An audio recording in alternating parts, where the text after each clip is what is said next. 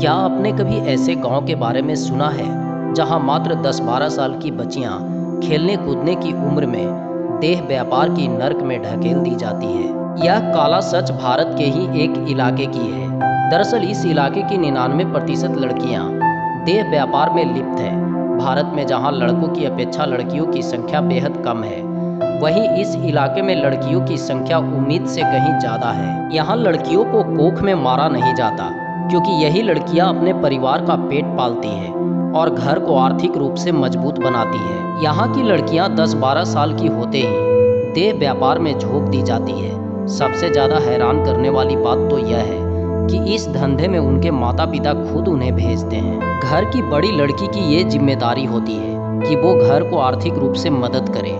ये कहानी है मध्य प्रदेश के एक खास इलाके की, जो देह व्यापार के लिए बदनाम है। इस इलाके में और ऐसे कई गांव हैं जो देह व्यापार के लिए जाना जाता है। मध्य प्रदेश के मंदसौर जिले में कई ऐसे गांव हैं जहां बाछड़ा समुदाय के लोग रहते हैं।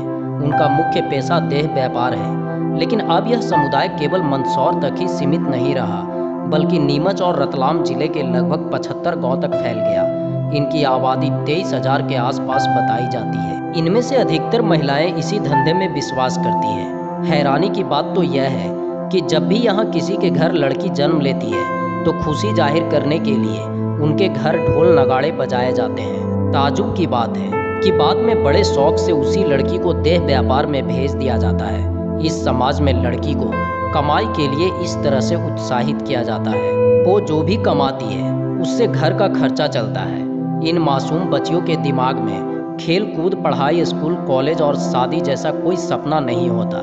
वो तो बस यही सोचती रहती है कि वो ज़्यादा से ज़्यादा पैसा कमाने की कोशिश करेगी। अमर उजाला ने एक रिपोर्ट में खुलासा किया है कि देश में वेश्यावृत्ति तेजी से बढ़ती जा रही है। इस धंधे में महिलाओं के साथ साथ पुरुषों ने भी भागीदारी निभाई है। इस धंधे में फंसने वाले अधिकतर कॉलेज जाने वाले युवा बताए जा रहे हैं। इनमें से कई लड़के मजबूरी में तो कई पैसों के लालच में इस धंधे में कूद रहे हैं। पैसा कमाने की होड़ में डिग्री कॉलेज के ये लड़के तेजी से इस व्यापार में लिप्त हो रहे हैं। इन लड़कों से सेवाएं लेने वाली महिलाएं भी बड़े घरानों से हैं, जो एक बार में ही 3,000 से 5,000 रुपये दे देती है।